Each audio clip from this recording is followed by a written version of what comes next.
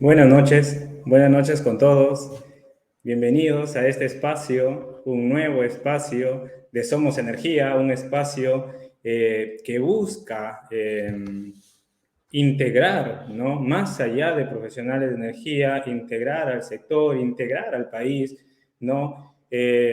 Somos Energía es transversal, así que les doy la bienvenida a este nuevo espacio. Tenemos un invitado de lujo, ¿sí? Un invitado que no vamos a, bueno, les aconsejo que no se pierdan, ¿no? Todo lo que nos puede traer lo que podemos aprender en este episodio de la experiencia de Roberto Tamayo, ¿sí? Un ingeniero con gran trayectoria dentro del sector, ¿sí? Vamos a aprender muchísimo. Les invito a compartir este evento, esta transmisión. Ingeniero Roberto creo que ya está en el backstage. Si puede prender su cámara, igual para verlo, todavía no está al aire, pero ya lo voy viendo, ¿sí? Buenas noches, ingeniero Tamayo. En un momento ya pasamos al vivo con usted.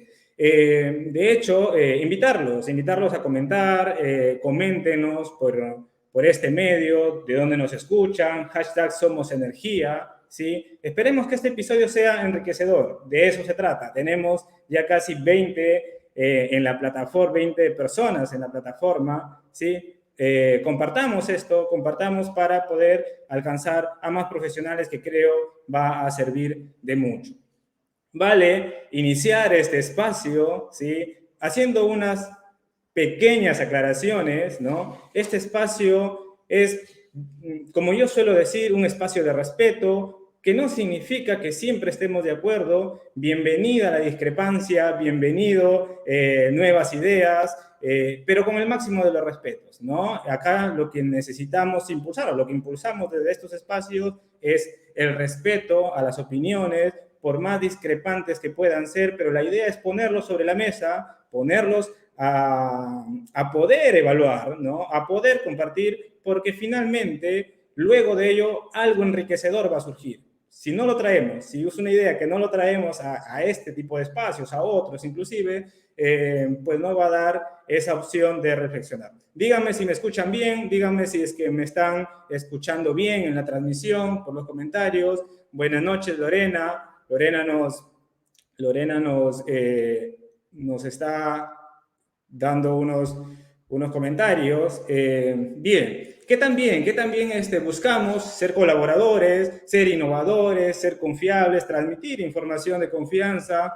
Vuelvo a repetir un poco de lo que no vamos a hablar en estos espacios y es importante que así también lo vuelva a recalcar. No vamos a hablar de coyuntura política. Ya saben ustedes a qué me refiero. No vamos a hablar en estos espacios de coyuntura política, pero bienvenida a las estrategias normativas políticas, bienvenido a aquellas propuestas para mejorar nuestro sector o cualquier otro que queramos transmitir.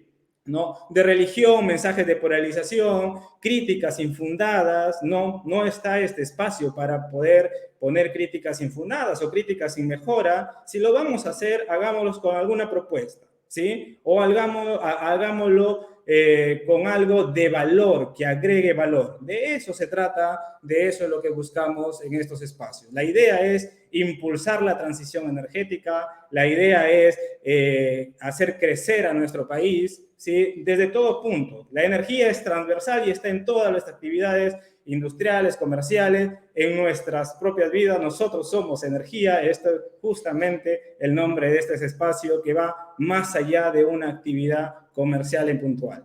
Bien, sin más preámbulo, vamos ya a dar inicio. Somos 24 personas en directo. Eso es importante.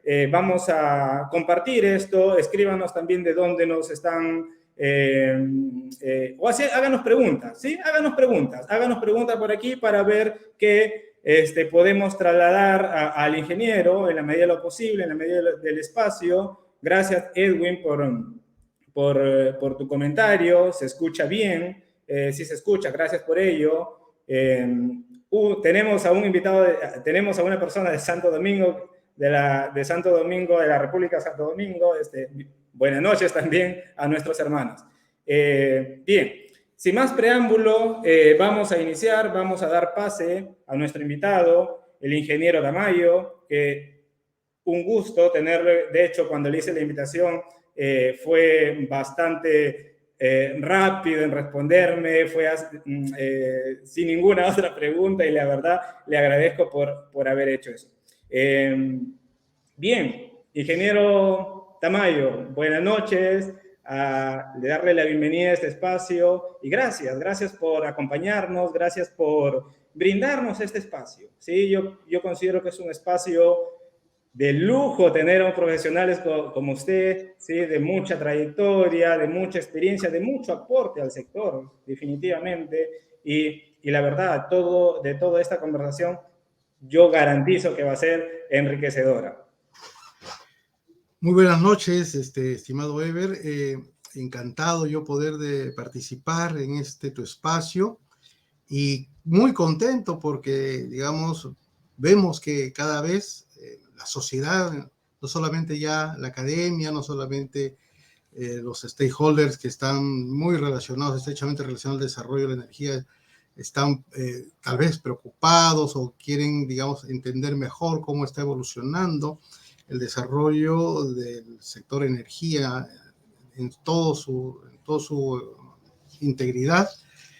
Y felicito por los espacios que se puedan abrir para ese propósito, ¿no? Lo interesante de estos tiempos frente a estos aspectos tecnológicos que, digamos, ya la palabra es trillada, disruptivos, pero lo de la disrupción se comprende por el hecho de que ya están al alcance de todos, es asequible, así como la inteligencia artificial en su parte generativa. También ya está al alcance porque, digamos, muchos componentes ya, digamos, su fabricación se han reducido en costos, les ha, digamos, llegado la hora de una adecuada economía de escala. Entonces hay que utilizar esos recursos y ver la forma como se los bien emplea. Muchas gracias por la invitación. No, nosotros encantados de tenerlo en este espacio, ingeniero, y nuevamente darle la bienvenida y agradecerle por regalarnos estos minutos. Considero que pueden ser muy valiosísimos en sus agendas, pero gracias por regalarnos estos minutos. Ingeniero, de hecho, considero que muchas personas que están acá en el vivo, transmitiendo, compartiendo este enlace, lo conocen, pero probablemente hay algunos que no lo conocen o nos gustaría conocer un poco más sobre su trayectoria, sobre su experiencia, sobre su afinidad al sector, quizás, ¿no? ¿Cómo empezó? ¿Dónde empezó? Cuéntenos un poquito para que nuestra audiencia quizás pueda tener esos alcances también desde su lado, ¿no? Claro, con mucho gusto. Eso es muy importante porque, digamos, entendiendo un poco la idiosincrasia del agente expositor, se pueden entender algunas pasiones que uno puede albergar en pro, digamos, en este caso, del desarrollo de la sociedad, de cómo pueden trasladarse los beneficios de la tecnología y de la energía al desarrollo de la sociedad. Yo soy nacido en provincia, yo nací en la ciudad de Huancayo, pero muchos años he vivido en Ancash. O sea, yo me considero un provinciano. Pero ¿cómo nace el tema de la energía? Miren, paradójicamente en Ancash han nacido muchos sabios, ¿no? Y que a veces, como parte de la historia, como digamos Santiago Antúnez de Mayolo, pueden, digamos, enrumbar con mucha fidelidad, incluso también a los recursos propios nuestros, la posibilidad, por ejemplo, de encumbrar grandes obras, por ejemplo, como Cañón del Pato. Y entonces, hay algunos aspectos que estuvieron vinculados en mi vida de juventud, de adolescencia, y por lo tanto, yo dije, ¿no? Voy a ser ingeniero. A propósito, también tenía un tío que es ingeniero civil también de la uni, entonces me alentaban. Claro que tenía una tía que también es médico de la San Marcos y me decía, no, tú vas a ser médico, pero más pudo digamos, el gusto por las matemáticas, ¿no? Para verme aquí, ya después de 30 años de experiencia, haber disfrutado de haber tenido un paso muy corto por la industria. Después, en mis primeros años, después me convertí también en un junior supervisor cuando el Ministerio de Energía y Minas contrataba empresas supervisoras allá por los años 94. Ya después, en el 95, 96, integré el equipo fundador de COES, del Comité de Operación Económica del Sistema, y estuve elaborando con ellos hace casi por 8 años. Luego tuve la oportunidad de integrar ahora el equipo de Gran Ocinervin. experiencia el haber Trabajo en COES, Ocinervin ¿no? Una y también, experiencia importantísima. muchas gracias. No, Y claro. tuve también la oportunidad de tener un corto periodo, pero pasé 2 regulaciones, o sea, también aprendí un poquito de regulación, porque claro, que mi especialidad básicamente ha sido la fiscalización, la supervisión, algo que integra, digamos, al final de la cadena de valor en este círculo virtuoso que es, por ejemplo, empezar a programar, después a ejecutar y después finalmente evaluar. Y ese círculo virtuoso, bueno, me encuentro al final también de la cadena de valor. Y claro, o sea, con el apoyo de mucha gente, uno comienza a entender, digamos, las dificultades también, digamos, que se manifiestan cuando se trata de desarrollar infraestructura, cuando se trata de desarrollar conceptos para operar mejor, para brindarle seguridad, confiabilidad al sistema, y etcétera, etcétera, etcétera. Entonces, mi ámbito ha sido el de la electricidad, pero estoy también tratando y cada vez ya aprendí algunas cositas vinculadas al tema de los hidrocarburos, porque en realidad este mundo de la energía nos ata transversalmente, como usted lo ha mencionado, a los usos finales de la sociedad, y esos usos finales no solamente es electricidad por ahora, ¿no? Hay, como Correcto. siempre digo a veces en algunas clases, hay algún 85, todavía hay un 85% de uso de las fuentes fósiles en lo que mueve a las industrias y a las sociedades en el Correcto. mundo. Entonces, esto de acá es un proceso que seguramente muchos de nosotros ya no terminaremos de ver, pero que seguramente va a ser muy esperanzador, con mucho optimismo y, digamos, con un poco de mitigación para los efectos que el planeta ya no debe sobreexigirse, ¿no? Sobreexigírsele. Claro. Buenísimo, buenísima su experiencia. Gracias por compartirlo, gracias por traerlo, ingeniero. Que esas motivaciones, ¿no? Esas de donde nace nuestra pasión por lo que hacemos, no sé, nos inspiramos seguramente en algunos familiares, en algunas personas, como usted lo comentó, muy cercanas a usted y claramente por cada una de nuestras aficiones. Ingeniero, de hecho tengo en mi mano que considero una gran joya de que usted ha desarrollado, ha lanzado hacia todos, es este libro, ¿no? Ya voy por la tercera parte, todavía no lo termino de leer, ya voy por la página 100 y poco. El libro Anotaciones sobre la energía en el Perú, le hemos llamado a este conversatorio de la misma manera, ¿sí? Pero cuéntenos un poco cómo empezó esta experiencia de hacer un libro, una experiencia que considero yo bastante desafiante, es mi opinión personal, usted me dirá la suya, pero como, no sé, un desafío, reto, de hecho plasmar conocimiento, plasmar experiencias dentro de estos tipos de textos, la verdad a mí me enorgullece cada vez que veo personas que publican libros, ¿no? Cuéntenos cómo empezó esa experiencia, ingeniero. Claro, no, encantado. Mire, yo creo que en el Perú y en muchos países, digamos, más o menos de nuestra categoría, es decir, países emergentes, y países en los cuales el desarrollo de la academia, digamos, como que se ha visto frustrado por muchas razones que no vienen al caso comentar en estos tiempos, hace que el desafío de poder llegar a los alumnos, de llegar no solamente a los alumnos de pregrado, sino a los alumnos también de posgrado, con información que, digamos, puede ser valiosa o puede, digamos, estar de alguna manera o representa por su orden un esquema o una propuesta, digamos, de entender lo que puede haber sucedido en el país, pero que yo creo que la historia tiene que ser bien aprendida para efectos de que, bueno, como siempre se refiere, ¿no? Los errores no vuelvan a repetirse o simplemente a alguien, digamos, se le pueda ocurrir a través de los manifiestos o los argumentos que se establecen alguna situación que pueda ayudar a mejorar alguna de las variables o algunas, digamos, de los conceptos que deben, digamos, siempre evolucionar en todo sistema, ¿no?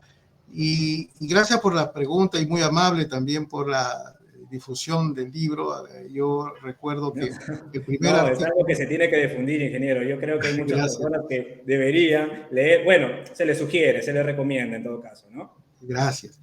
Yo recuerdo que el primer artículo lo comenzamos a construir con unos colegas allá por el año 2000, bueno, obviamente después, en plena crisis del año 2004, ¿no? Y que luego lo consolidé, bueno, gracias a ellos, ya algún día, ya públicamente que yo los he agradecido, no vale ahorita mencionar nombres, eh, pero esto lo expuse como, digamos, análisis en una conferencia en la Universidad de San Marcos, allá por también a fines del año 2004, Los y buenos. ahí el primer artículo digamos, lo elaboré para una revista. Y entonces ahí quedó guardado por un cierto tiempo ese primer artículo, frondoso, amplio, porque analizaba un poco la consecución de lo que sucedió en el año 2004, el tema de la crisis de lo que se rescindieron los contratos, o sea, se incrementó mucho el costo marginal, hubo escasez de inversiones, recordemos justamente la historia, ¿no? Por ejemplo, ya por el año 99 me parece que hubo un decreto supremo que de alguna manera puso un corset a las inversiones en hidráulicas para propulsar, digamos, el desarrollo de contratos a partir de gas de camisea. Bueno, ahorita uno puede decir, pues, ¿no? Después de la guerra, decir, ah, qué mal estuvo eso, o bueno, más o menos, o qué bien. Bueno, hay diversos enfoques. Pero finalmente hubo una crisis en el 2004, ¿no? Entonces sí, fue por una escasez de energía, de inversiones, y además a lo mejor porque también nuestra ley de concesiones eléctricas necesitaba ya un upgrade, necesitaba una reforma que se la dio en el año 2006 con la ley de eficiencia de la generación eficiente, ¿no? Entonces ese fue un poco el primer capítulo del libro, ¿no? La crisis del 2004. Después hay algo que siempre también he manifestado, ¿no? Porque hace muchos años, cuando, por ejemplo, tomaron la decisión para construir Mantaro, ¿no? Y a Mantaro lo construyeron en 2 etapas, pero inicialmente Mantaro estuvo diseñado para ser construido con 17 unidades de generación y un poco más grande en potencia. Pero obviamente que después hay también algunas actualizaciones del mismo perfil, etcétera. Pero mire, ¿a quién se le hubiese ocurrido construir tanta oferta en una época en que no había demanda? Y entonces la visión del tomador de decisiones, la visión de los aspectos también de cálculo político y de prospectiva, también de temas, por ejemplo, de geopolítica. Usted ha dicho no vamos a hablar de política, pero vamos un poquito académicamente mencionar que la geopolítica en esos tiempos, en la época de los petrodólares o cuando hubo el problema también de crisis, ¿no? Por el tema de una manifestación, digamos, de utilizar, digamos, la moneda de Norteamérica en temas de transacciones de petróleo y todo lo que hubo, alertó a los países también de nuestra región a tomar medidas. Y una de esas medidas fue, vamos a tratar de construir, pues, una megacentral para aquella época, ¿no? Ahora ya es una central, digamos, de gran tamaño, sí, para nuestra realidad, pero ya no es la central fundamental. Claro, podríamos decir si en un periodo de sequía, digamos, o un periodo, por ejemplo, de problemas con el gas natural, hay una falla de Mantaro, ahí tendríamos también una pequeña crisis, digamos así, del corto plazo, pero Mantaro representó algo que para esas épocas era, pues, pensar primero en la oferta y que la oferta era más importante. Entonces, pero estos son tiempos en los cuales, digamos, si no hay demanda, también no hay posibilidades de oferta, porque también la estructura de mercado, el modelo de negocio, todo cambió, ¿no? El modelo de mercado también. y por lo tanto ahora se necesita demanda para poder tal vez proyectar oferta. Entonces la demanda se convierte en una variable importante, tal vez la más importante.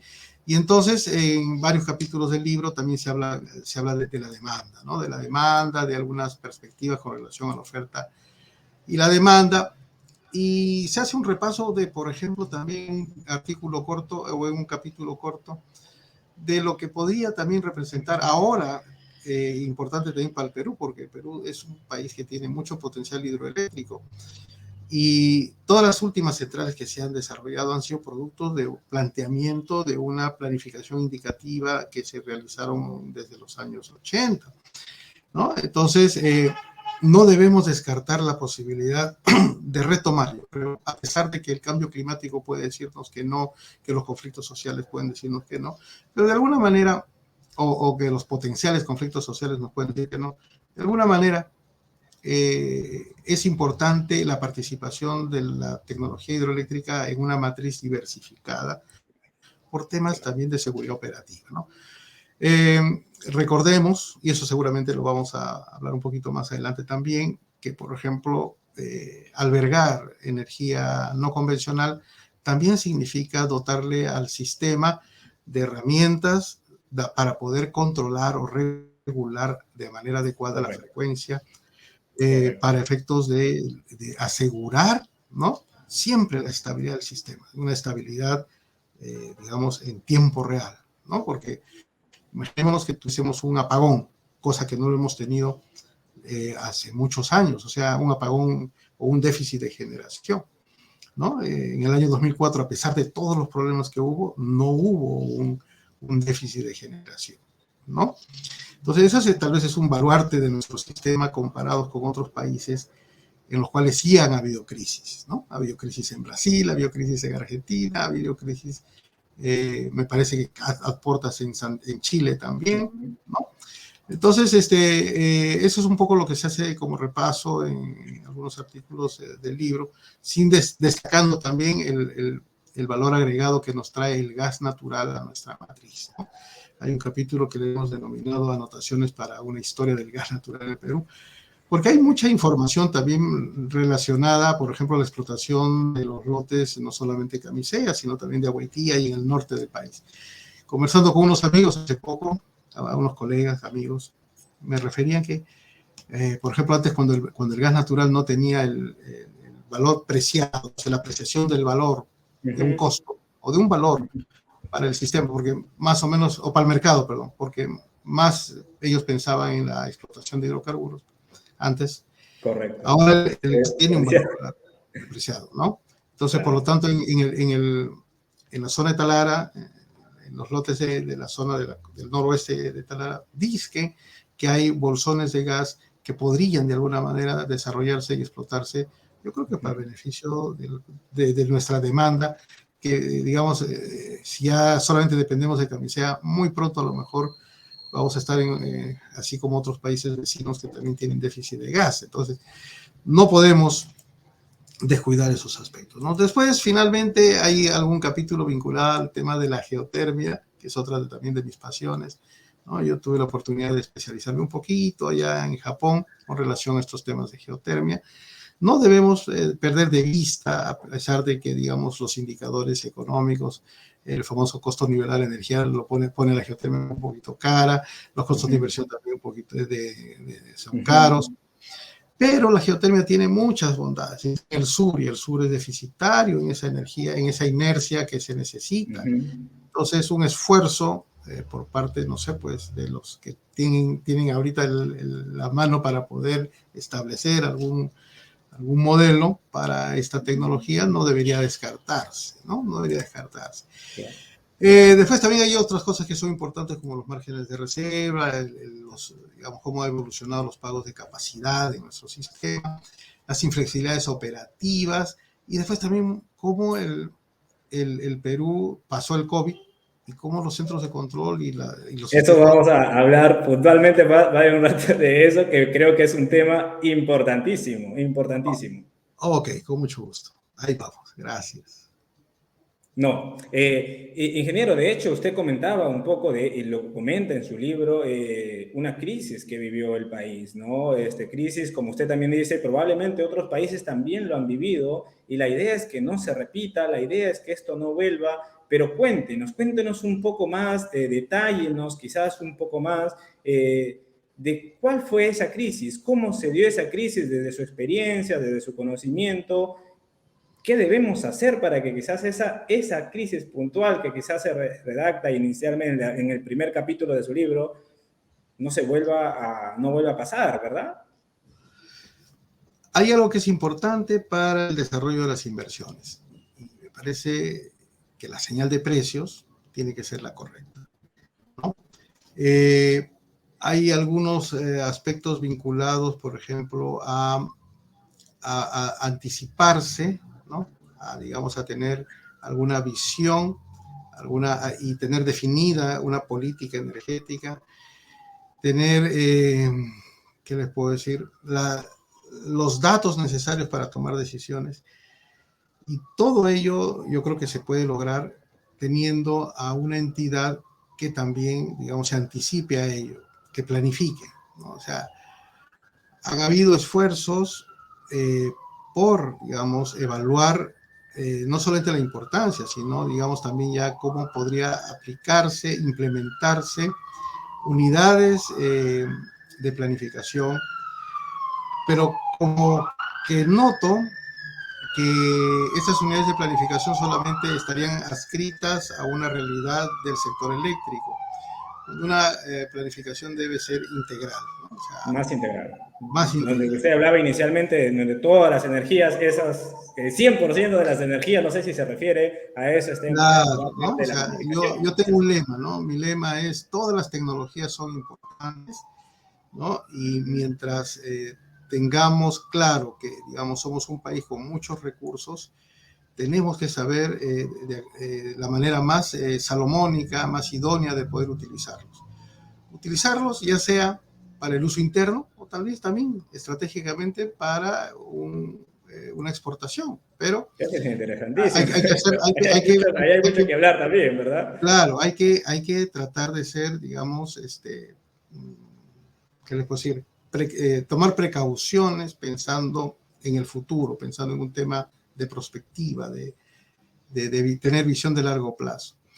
Y entonces, países, por ejemplo, como Colombia, tienen una institución que desarrolla esa labor. Y, por ejemplo, después de que a Brasil le sucedió lo que le sucedió, también ellos tomaron una decisión en su momento, dijeron, esto no nos vuelve a suceder más. Y crearon o reformularon su entidad de planificación.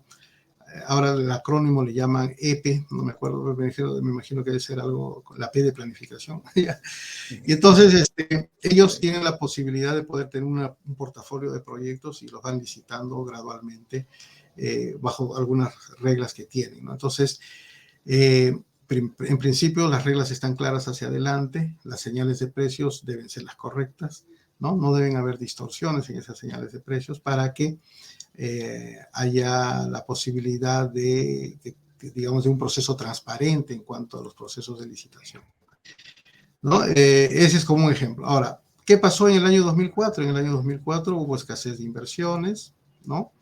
Es muy probable, estaba por ingresar el gas de camisea, porque el gas de camisea llegó en 2004, y es muy probable que muchos agentes están esperando, porque habían compromisos de convertir unidades que operaban con diésel a operar con gas, ya bajo otro esquema, bajo otra visión comercial, entiendo. Entonces, por lo tanto, estaban esperando ese periodo. ¿Y qué pasó en el 2004? En el 2004 hubo un conato de sequía también, ¿no? Los niveles de hidraulicidad se redujeron Ahí y bueno, éramos full hidráulica, no sé, 80% hidráulica, que se me estoy quedando corto. claro, en esa época tendríamos más o menos una componente hidráulica superior, obviamente, con toda seguridad al 70%, ¿no? Pero imagínense que de ese 70 disminuye a un 20. Para un país, digamos, predominantemente hidráulico, es un problema, Es un ¿no? problema.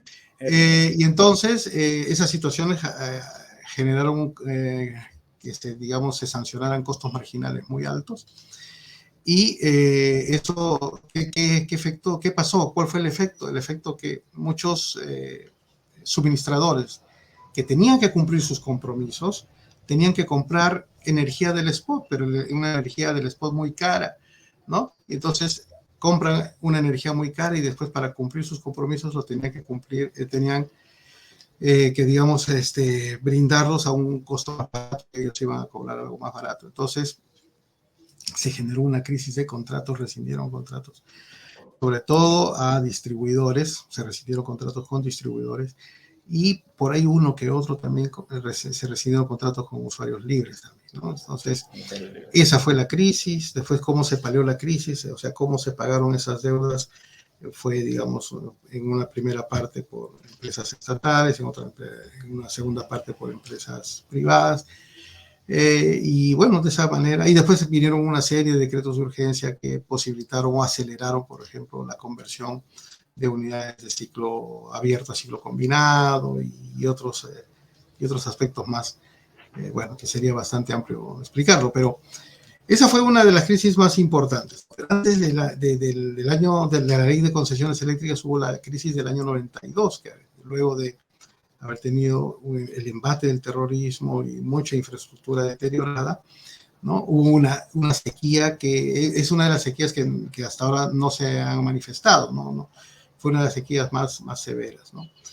Y esa crisis sí fue, pues, con default. Las sequías son cíclicas, ¿no? Yo recuerdo a mi padre cuando me decía, cada 10, 8 años o hay una fuerte lluvia y hay una sequía, evidentemente cíclico, ¿no? Sí, porque cada 7 u 8 años hay, digamos, las condiciones de un fenómeno del Niño que ahora se le denomina costero, o sea, de un gran fenómeno del Niño. Porque todos los años hay fenómenos del Niño, solo que algunos les llaman neutrales, otros moderadamente fenómenos del Niño. Y hay algunos que son ya, digamos, de mayor envergadura o de mayor drasticidad, y esos generan sequía. Entonces, cada 7, 8 años es muy probable, por las estadísticas, que puedan haber sequías. Pero ahora todo eso está cambiando significativamente, porque así no haya sequías, la cantidad de agua que se está notando, que se está captando por lluvias durante nuestros periodos de avenida, cada vez es menor. El Instituto Geofísico del Perú ya lo ha manifestado oficialmente. Así es.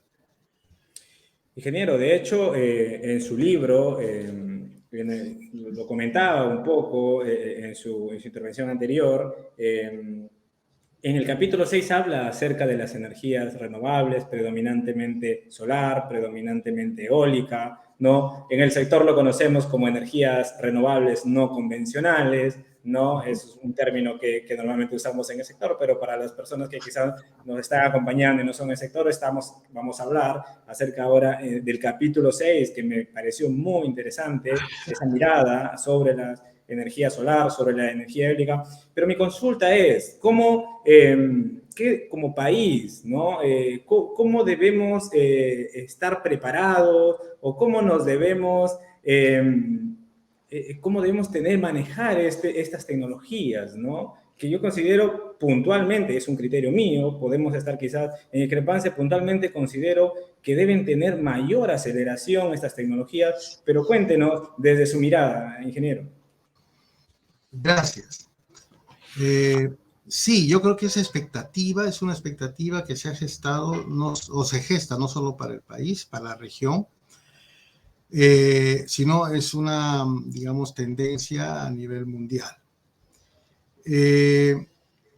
Hay que empezar por algo, hay que empezar por el inicio, como se dice, ¿no? O sea, ¿qué significa, por ejemplo, que más del 85% todavía de energía en el mundo sea producida por los fósiles? Significa que está atada a esa producción una tecnología que está sentada, madura, y que hay que, digamos, transformarla o reemplazarla. El proceso de una transición es lento porque el proceso de transformar esa tecnología o el uso o los usos y costumbres de esas tecnologías en modernas, en nuevos usos y costumbres, es lento. lo que se ha estado soportando con la nueva energía renovable en estos tiempos, sobre todo en China, en la India, es el crecimiento de su demanda vegetativa, o sea, es el crecimiento de su demanda sin trastocar todavía las bases, digamos, flat, las bases sólidas que no se ven el uso de carbón, por si acaso. ¿Ya? En el Perú nosotros, pues eso, miren, nosotros somos el 0,12% de la energía del mundo, o sea, somos bien pequeñitos, ¿ya? Entonces, casi insignificante. claro, ¿no? Entonces, por ejemplo, yo entiendo. siempre hago una comparación, a veces cuando hay unas clases y se me viene el dato a la mente, a la memoria, perdón, es que, por ejemplo, todas las eólicas offshore que han instalado en todas en las grandes costas de Inglaterra, por ejemplo, ¿no? Del Reino Unido, superan los 15 gigavatios, ¿no? Y entonces nosotros, como así instalada, tenemos creo que 13. O sea, en el mar, Inglaterra tiene más de un Perú en energía instalada. ¿Ya? Para que tengan una idea, digamos, de lo que significa ello, ¿no? Países como Inglaterra, como Alemania, como el propio España, han tenido una política agresiva y han estado, incluso, por ejemplo, en el día de hoy hay días en que en España hay, digamos, horas de mucha producción con puros renovables y hablan ya no de una curva pato. Les escuché hace unos minutos a otro colega hablar de la curva cañón, ¿no? Ya es una curva que se cae y le dicen curva cañón. Bueno, esas cosas son, ¿qué les puedo decir? Hay que tocarlo con... ¿Por qué? Porque ellos mismos están diciendo que esa situación está canibalizando el mercado, ¿no? Es decir, hay algunas empresas que están esperando algún ingreso bajo el mismo modelo de negocio o el mismo modelo que se ha establecido para el mercado, pero no están recibiendo los ingresos para pagar sus deudas. Entonces, están algunas con algunos problemas de insolvencia, ¿no? Como también está sucediendo en Chile. Entonces, tiene que ser el hecho gradual. Acá en Perú, afortunadamente, ¿no? Afortunadamente tenemos pues todos los recursos. Y entonces, tenemos el gas, que es un elemento que nos va a servir para, digamos, afianzar la mayor penetración de renovables. ¿Por qué? Porque con sus máquinas y además con las unidades de las hidroeléctricas, y tenemos también casi un 48, 47%, como que forma parte de la matriz en hidroeléctricas, que también van a respaldar ese acompañamiento a una mayor penetración de renovables. Ahora, ¿el Perú puede soportar una mayor penetración de renovables? El COE ha demostrado que sí, ¿no? Que podríamos incluso asumir hasta, me parece, por ahí escuché la cifra, 2.000 megavatios. Y distribuidos en diversos nodos del sistema que tienen, digamos, están cada vez más robustos. Hay un plan de transmisión que yo puedo manifestar que, digamos, entre todo, ¿no? Ha sido exitoso. Es decir, este plan de transmisión nos está trayendo como digamos, resultado. Está ayudando en toda esta transición, ¿no? También, ¿verdad? Porque claro, está muy centralizada nuestra generación, valgan verdades, ¿verdad? Sí, nos está trayendo un sistema robusto. Y por lo tanto, ¿no? Está apto para, digamos, ser aprovechado y digamos, donde se puede instalar este tipo de energías, ¿no? Por otro lado, miren, hay que tener también la consideración siguiente.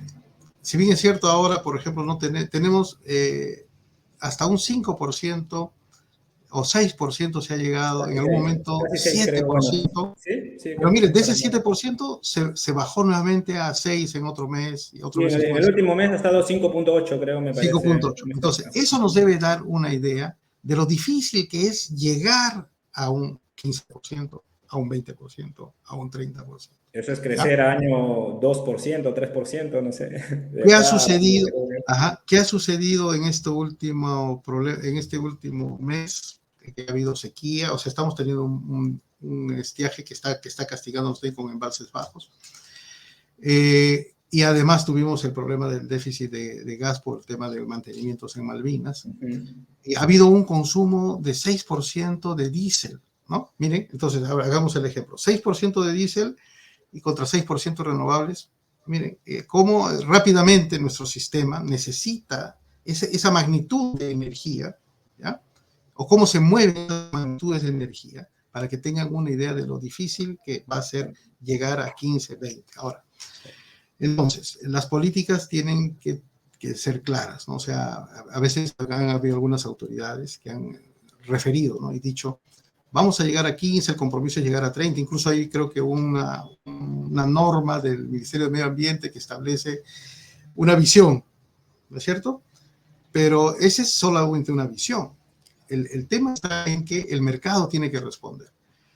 Y entonces, ¿qué es lo que ha estado sucediendo en estos últimos tiempos? Ha habido proyectos de ley en los cuales se han lanzado propuestas al legislativo a efectos de, digamos, por ejemplo, ¿no? Que en las licitaciones estas de las distribuidoras ya se pueda concursar o se pueda licitar separando la potencia de la energía, ¿no? Digamos, definiendo nuevos bloques horarios, como para poder incentivar, digamos, el desarrollo de una industria que, digamos, yo lo puedo decir, o sea, yo y digamos, respaldo tiene esta visión, tiene costos variables cero, o sea, el sol y el viento tienen costos variables cero. No Nos tenemos es ahorita... regalado para la Así humanidad. es, así Claro. es, ¿no?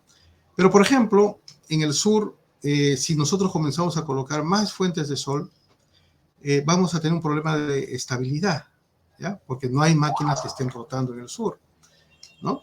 Pero yo creo que va a ingresar próximamente Sangabán, como es una hidráulica, y como les decía ahí, ¿no? Por ejemplo, la geotermia podría tener un elemento que rote, porque esa inercia, esos elementos que rotan son necesarios para que puedan soportar en primera instancia alguna falla, alguna perturbación que pueda haber en los sistemas de potencia, ¿no? Entonces, son aspectos operativos de tiempo real, imagínense, que los podemos de alguna manera visualizar ahora y que pueden ser un problema si es que el sistema no se lo diseña bien, ¿no? Si es que no se lo diseña bien. Y para eso yo creo que sí, las instituciones están evaluando esta formación del mercado de servicios complementarios, que según la academia, según la teoría y según la experiencia, dice que pues no, que son los 15% de penetración, 20% de penetración, dependiendo del sistema también, ¿no? Ya es necesario que esté consolidado un mercado de servicios complementarios. Entonces, desde el 5%, 6% que tenemos hasta llegar al 15%, hay un largo trecho. Pero Es un claro, gran desafío. Es un gran entonces, desafío. ahora, y si tenemos mucha penetración de renovables, y por ejemplo, por ahí tenemos que va a haber un periodo de sequía y no va a haber tampoco mucha hidroeléctrica como que para poder regular, sobre todo esas hidroeléctricas que están aptas para regular la frecuencia, operativamente tendríamos un problema. Pero digamos, si todo marcha bien, un aporte, digamos, de flexibilizar también a los ciclos combinados, de darle una flexibilidad mayor a los ciclos combinados, puede haber una mayor penetración de energías renovables, ¿no? O sea, visto entonces el lado operativo, las condiciones no son malas, las condiciones son buenas. Visto desde el punto de vista, digamos, normativo, regulatorio, de incentivos, digamos, regulatorio sobre todo, las propuestas están ahí, ¿no? Ya el legislativo debe decidir, ¿no es cierto? Debe decidir. Y desde el punto de vista económico, ¿no? Ya no hay barreras porque estas tecnologías han caído mucho en Se ha precio. demostrado que ya no es un Está problema económico. demostrado, ¿no? Entonces, más bien creo que hay muchos inversionistas ávidos de querer, digamos, participar cuando las reglas un poco se orienten de la manera que el legislativo lo establezca, ¿no? Interesante, interesante las perspectivas que nos da del lado operativo, del lado económico, del lado del sistema, de la confiabilidad, interesante. De hecho, nosotros contamos con muchos recursos, creo que somos un país rico en muchos recursos naturales que nos ayudan. Tenemos, creo que un sistema eléctrico en general profesional bastante interesante, pero de hecho vino un episodio, la COVID-19, nos queramos o no, a todos los sectores golpeó, a toda la... De hecho, en su libro también comenta sobre esta pandemia, sobre la COVID-19. ¿Qué lecciones nos dejó la COVID-19 como país y qué cosas debemos pues prevenir, ¿verdad? Para que quizás no nos golpee como nos golpeó durante los años 2020, 2021 inclusive, ¿no? Claro. Gracias por la pregunta. Estamos viviendo o asistiendo a un punto de ya no retorno. Es decir, muchas personas pensaban que después del COVID las cosas iban a ser normales. Desde el punto de vista de salud, es muy probable que mientras no haya otro virus, las cosas han podido, pareciera que volver a la normalidad, pero tampoco es así, ¿no? Hay muchas cosas que han cambiado. O sea, yo creo que es notorio que, por ejemplo, la posibilidad de poder interactuar con mucha virtualidad ya es una cotidianidad en nuestros tiempos. Y así como ello, también la digitalización en los sistemas para todo tipo de aspecto vienen avanzando de una manera silenciosa, ¿no? A veces no nos damos cuenta, o sea, hablando de la industria, pero ya, digamos, muchos actores han tomado esto, digamos, de una manera ya como un desafío y que lo tienen que concretar en el corto plazo, porque se trata de que estas nuevas herramientas también le brindan, ¿qué le puedo decir? Aristas de competitividad, ¿no? Aristas en las cuales ellos pueden que van a lograr mejorar su eficiencia, y eso son ratios importantes para ellos. En las plantas eléctricas, ¿no? Han digitalizado muchos aspectos, desde una La supervisión. digitalización ha sido no sé cómo decirlo, algo positivo que nos ha dejado la pandemia en todo sector, y en el sector energía no es o Así sea, no es. es de la exclusión, por decirlo así, Claro, ¿no? ha forzado, ¿no? A, digamos, a desarrollar innovaciones, algunas, digamos, seguramente asumiendo algunos riesgos, pero otros no, porque sabían que, por ejemplo, esa nueva tecnología podría reemplazar gastos corrientes, o, digamos, se ahorraban en temas de facturación o temas de otro tipo de administración. Y entonces eso está cambiando la industria, ¿no? Algo que debemos destacar es que, por ejemplo, muchas están tomando conciencia del mejor uso de los recursos, es decir, en pro Eso. digamos, de tener en consideración una correcta aplicación de la eficiencia energética. Y bueno, eso es, claro, en algunos casos. Ese es en la industria más formal, en la gran industria, probablemente también en la mediana. Hay mucho trabajo que hacer todavía en la pequeña y mediana industria de esto, ¿no? Hay mucho despilfarro, pero también cuando uno quiere abordar los temas de digitalización o temas de mejorar las auditorías energéticas, con auditorías energéticas, la eficiencia energética, hay al inicio, por ejemplo, lo que siempre llama la atención, una gran inversión, por ejemplo, en lograr dotar de sensores o de instrumentos que midan. Se necesita mucha información para tener, digamos, atender las soluciones de las causas raíces. Es una inversión que a la larga, bueno, al inicio pues, tal vez puede ser dolorosa esa inversión, pero viendo siempre el largo plazo trae muchos beneficios. Y bueno, ha habido también, la pandemia nos ha traído que se puede de alguna manera ya por experiencia salvar algunos detalles técnicos, incluso con la asistencia de instrumentos que no necesariamente son los del hombre, ¿no? O sea, ya no son cosas de humanos, sino también de máquinas, ¿no? De máquinas. Así es. Y obviamente han mejorado protocolos de seguridad, porque también esa es otra realidad, ¿no? O sea, debemos salvaguardar la seguridad de las personas, la seguridad de la infraestructura, ¿no? Y también la seguridad del entorno, ¿no? Porque acuérdense de que, por ejemplo, muchas centrales están ubicadas, o muchas incluso instalaciones de transmisión, subestaciones importantes.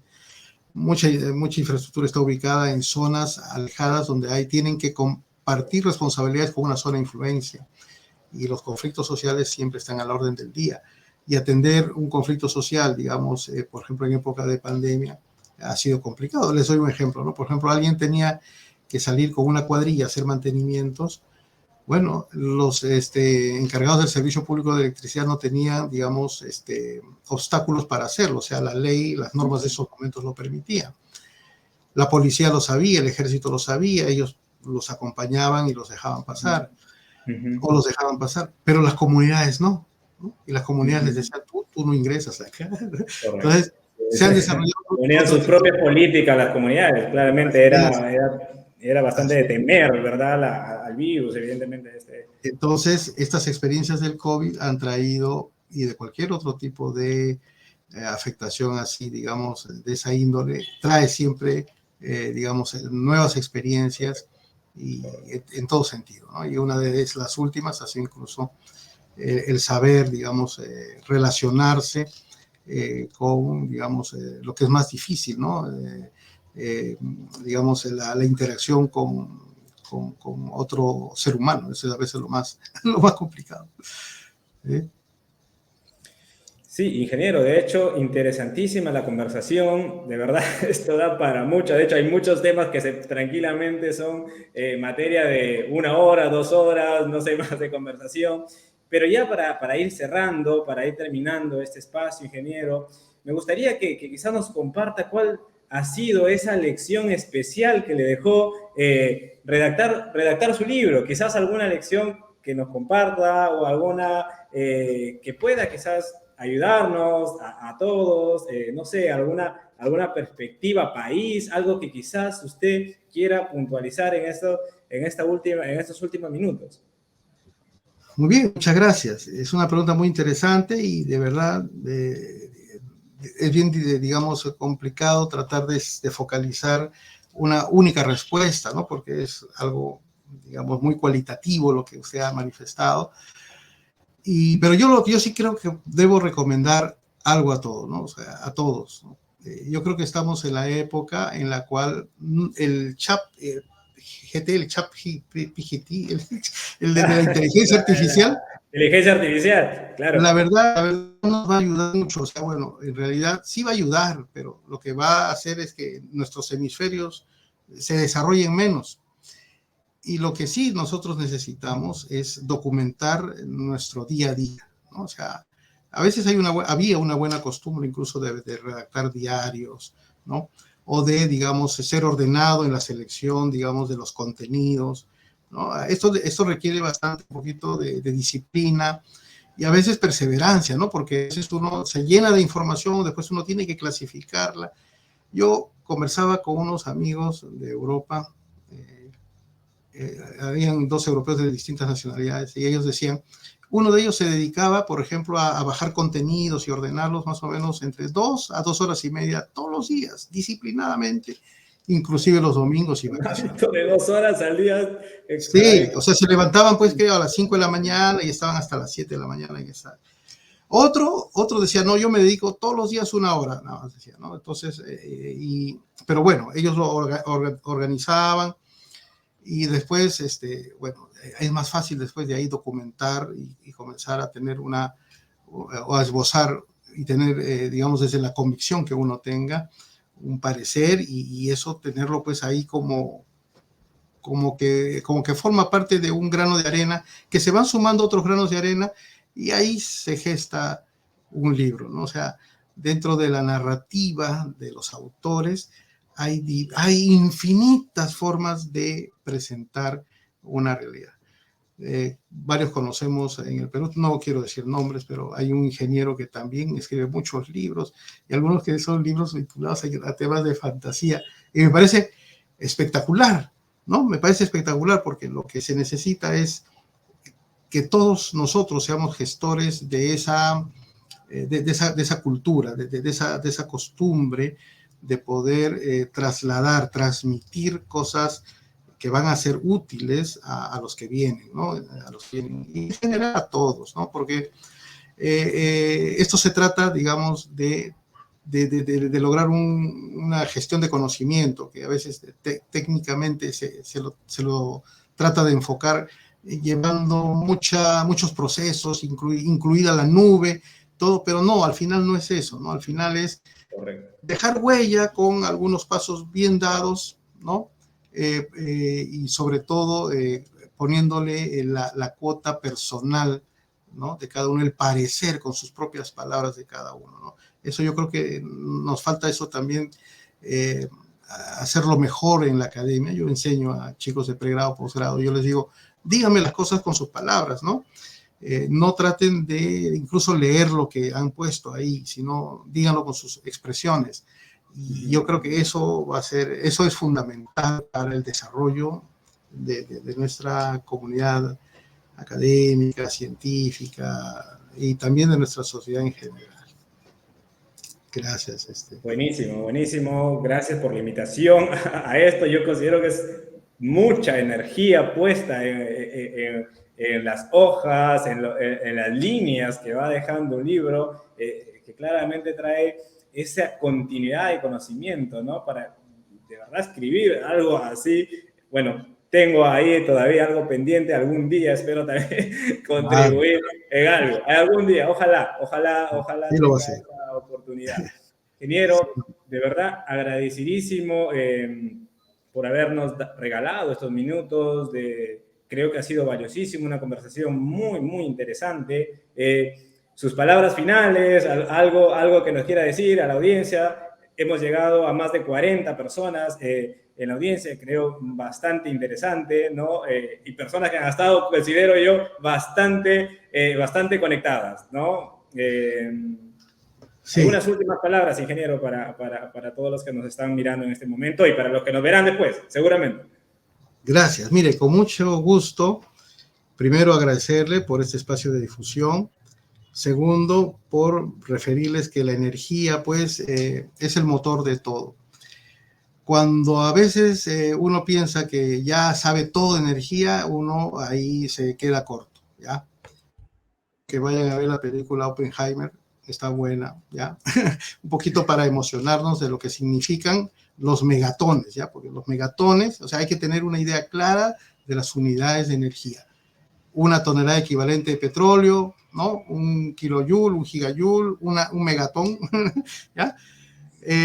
Eso lo tenemos que interiorizar, ¿no? ¿Y por qué? Porque, digamos, nada se mueve en el planeta sin energía. Dicen que hay 3 componentes básicos para la vida. Uno es el CO2, a pesar de que queremos reducirlo, pero el CO2 es importante para la vida.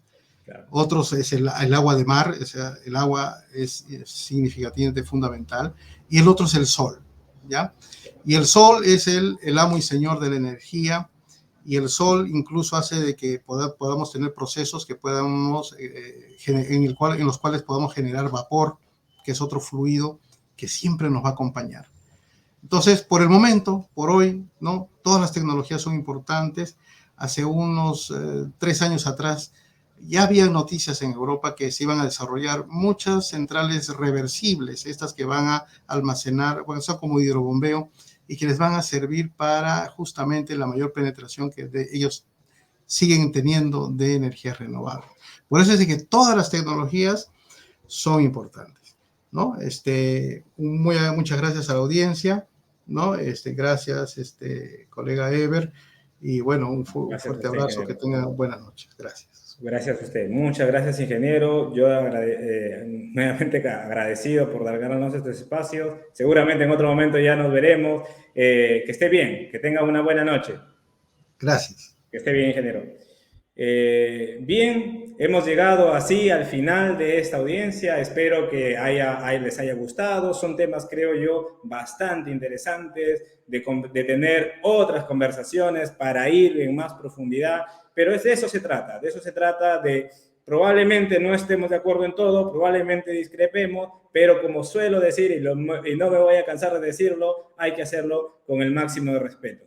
Comentarles que esto se queda grabado, ¿sí? Este conversatorio queda grabado, está para que lo puedan ver en otros momentos, compartan con algunas otras personas, otros profesionales. Todos los conversatorios van a quedar grabados, también van a ser colgados en YouTube, en nuestro canal de YouTube de Somos Energía. Poco a poco ya lo irán conociendo, pero de eso se trata. Se trata de promover, de también tener palabras quizás que nos ayuden, ¿sí?, a motivarnos dentro de este sector, dentro de este interesantísimo sector, pero más allá del sector, de todas las industrias que acoge energía y nosotros, así como dijo sus palabras finales del ingeniero, somos energía. Muchas gracias con todos, que tengan una buena noche, nos vemos hasta la próxima semana, Dios mediante, con un nuevo invitado. Tenemos ya invitado, estamos haciendo las últimas coordinaciones, va a ser un invitado interesantísimo. No quiero dar mayores detalles, quiero concretar primero esa agenda, pero ya les aseguro que va a ser un invitado de lujo que vamos a tener nuevamente la siguiente semana. Que estén bien, que tengan una buena noche y nos vemos. Y en el backstage me despido del ingeniero Roberto Tamayo.